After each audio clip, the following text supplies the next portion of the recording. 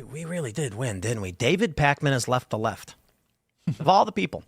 Let me play the clip for you so you can hear it for yourself. There's a little nuance to it, but listen. This dude's been in the game for like 10 to 20 years, bro.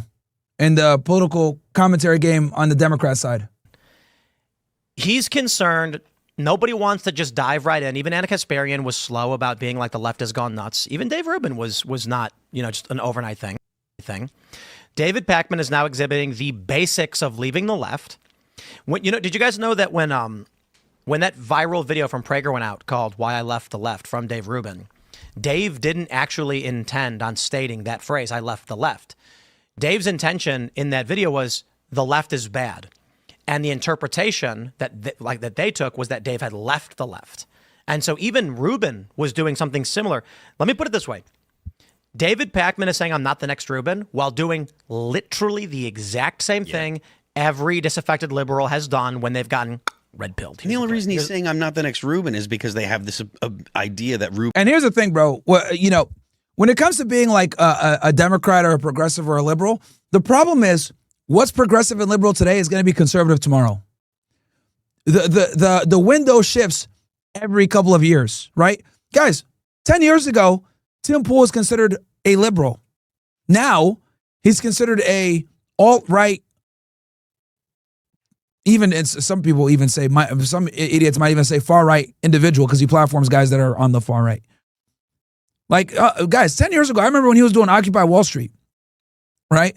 And back then, we looked at him as like a Democrat / a liberal. And even when I talk with him, he says himself that he's a centrist, right? He says himself he's a centrist. So, but people on the left have gone so fucking far left that they look at him as an alt-right person. And that's the problem with these guys, like Pakman and Kasparian and even David Rubin when he switched over, is what they stand for now isn't going to be considered progressive later. Rubin was bad for doing what he did when all he did was acknowledge that the left is crazy. Here's the clip. Have not changed in terms of my views. None of us have. What has changed, as I pointed out. And he's getting a lot of heat because he was involved in that scandal, as you guys know. Him and Tyler Cohen and a couple other people were getting money, right, getting paid up to $8,000 a month by a shadowy super PAC that was paying Democrat influencers. Now, they wrote it off as like, hey, look, this is just like a scholarship. It has no, it has no bearing on the content we make. It's just to kind of fund left-wing Democrat influencers so we could compete with the right, because they've been controlling social media for far long. Which you can make the argument that right-wing political commentators are far more relevant on social media and are doing a better job marketing themselves, which is true, yeah. Right? I've listened to a bunch of different people on the left complain about this. Hassan Piker being one of the big ones, complaining and saying, yo, we're losing the PR narrative. But I'll tell you why you're losing the PR narrative. Because unfortunately, the people, the influencers on the left are just not cool. They're not based. They're super politically correct. And they've lost the young men. Like, bro, we don't want to sit here and have you tell us that saying women are stupid is misogynistic and we being called like these stupid ass bigoted terms, right? Like, people are just getting red pilled on women. People are getting red pilled on politics. People are getting red pilled on culture issues. And it's like, bro, people don't want to support a guy who fucking paints his fingernails black. People don't want to support a guy who dyes his hair fucking blonde, right? Like, the Democrat Party turned their back on men a long time ago. And the people that still defend the Democrat Party, Harry Sisson, Dean Withers, Kyle Kulinski, Hassan Piker, Dave Pakman. Because here's the thing when it comes to men, right? It's much harder to sell to men and it's much harder to build a strong support base of men because men naturally are critical of everything that they deal with because men live a way harder life. It's not as easy to sell to men as it is to women. And the other thing with men, right, that's very important is meritocracy, right? So if you're a dude and you're an authority figure in a niche or something like that, if you don't know what you're talking about or if you're a fraud or whatever, that's going to create a lot of problems for you. So since it's hard, since men respect meritocracy and men understand hierarchies, well, Democrats by definition, progressives by definition, don't believe in hierarchy and structure. They don't. It's a central core belief of progressivism is egalitarianism. Everybody's equal. Yeah. Right? And the problem with leftism, and this is very fucking important, let me make this distinction. It's not that progressives fight for egalitarianism when it comes to human rights. Okay? That's not the issue. They'll sit there and they'll tell you, oh, the right doesn't fight for equal rights and equal human rights between both sides. Right? We're champions of human rights. No, that's not the fucking problem. The problem isn't that they sit there and say, we're fighting for human rights. No, they fight for superiority of the minority group. That's the big fucking difference. Welcome, punch! Okay? Let's be explicitly fucking clear and specific about this. It's not that they fight for equal human rights. It's that they fight for supremacy of the minority groups. That's the fucking issue. That's the key issue. Okay? And they use the white male as the perpetual bad guy, the perpetual boogeyman, the perpetual, this is who's holding you down. And people are tired of it, quite frankly. People are really tired of it. It's very clear that things are nice and equal. Everybody has equal opportunity, but they don't want equal opportunity. They don't want equality of opportunity. They want equality of outcome. And this is where that draws the line with a lot of conservatives. This is why the Democrat Party has lost so much support. And since they've lost so much support and they've lost all the young men, they're trying to fund influencers to try to get these young men back. But what I'm saying is that no one respects Dean Withers. No one respects Harry Sisson. No one respects David Pakman. No one respects Ethan Klein. No one respects Hassan Piker, Kyle Kalinske, whatever. No man wants to be like any of these niggas if we're going to be honest. Like I told y'all before, men respect meritocracy and they respect hierarchies. This is something that fundamentally goes against liberalism. Liberalism does not like the structure of hierarchy and competence. They don't like that. They believe in egalitarianism for all the time. The concept of capitalism, superiority, getting what you deserve, this is antithetical to the socialism / communism / communitarian mindset of many Democrats. That's what it is. That's what it is. The concept of meritocracy and hierarchies is an inherently masculine thing that's looked at as bigoted. Out yesterday is I no longer believe we are all part of the same movement. There's the governance-focused, big tent, win elections and pass laws left. That's where I am. And then there's this purity test left. The ones who don't really care if we lose and sometimes seem to like it so they can say, I told you so, as long as they feel morally untainted. Yep. That's called They woke. treat compromise as corruption.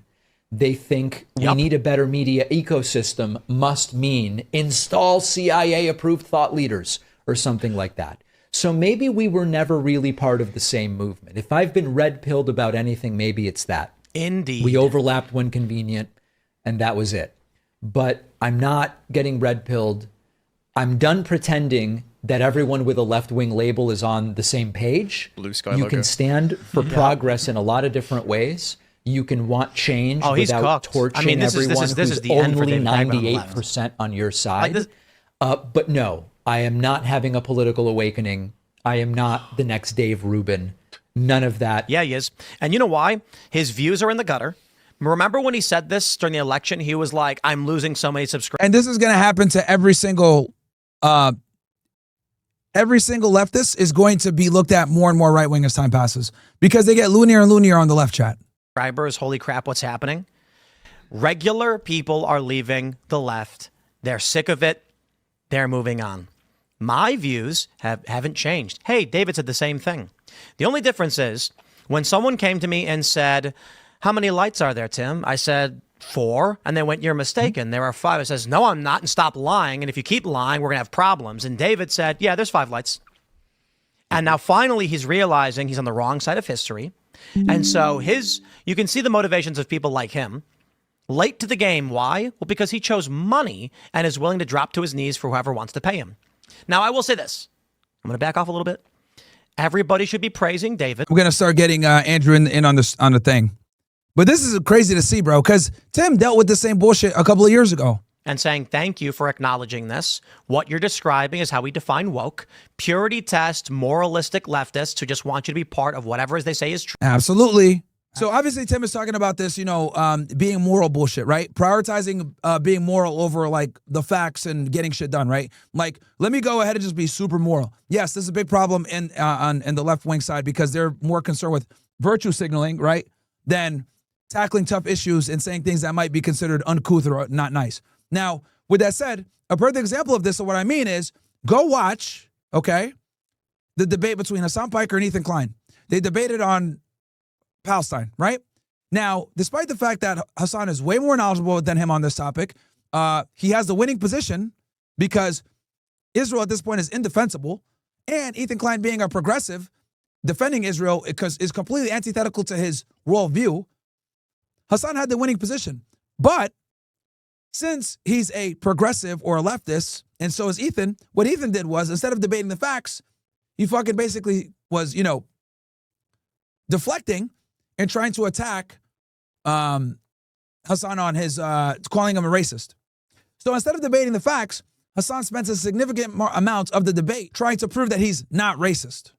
Okay? Ethan was able to successfully filibuster the fucking debate because Hassan was terrified of being called a racist. And that is the problem with the left.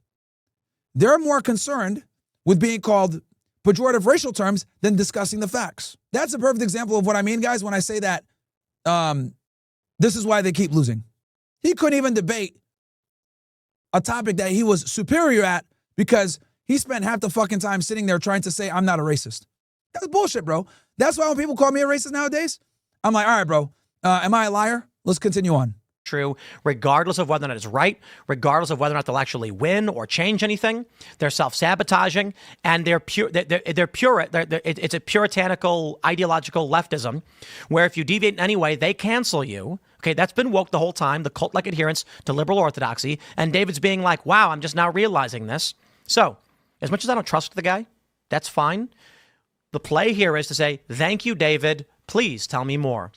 What a good person you are for explaining this, and we will fracture the cult. So, I don't know if I agree on that, just because, and I understand wanting to be accommodating. However, I don't agree that wokeness is defined by its tactics or its characteristics in operation. This is why people apply the name woke right. They say, oh, right-wingers are behaving just like the left, therefore it's woke right. No, woke is gay race communism. And the thing with David Pakman is he hasn't changed his views. It's not. It is. It's not. Okay.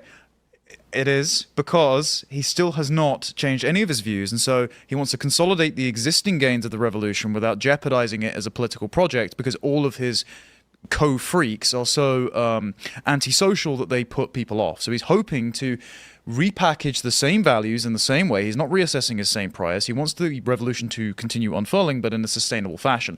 And just one final thing, it's hilarious that he says all of these CIA-approved people. Dude, you had the values of the entire deep state, of Goldman Sachs, of Walmart, until about 15 seconds ago. So the idea that you are some sort of renegade is quite pathetic. So when you have, wokeness is not gay race communism. There is an element of the left that adheres to those ideologies, but that, I've argued this quite a bit, doesn't explain why there's the pro-Ukraine faction, which does not engage in arguments about critical theory, gender, or race.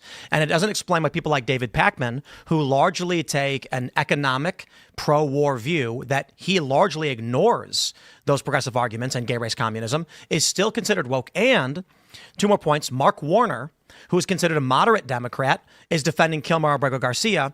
And additionally, so that's the political element. The Jaguar commercial where they espoused nothing political, but it was a weird modern art display of bald people wearing weird pastel makeup, was also called woke.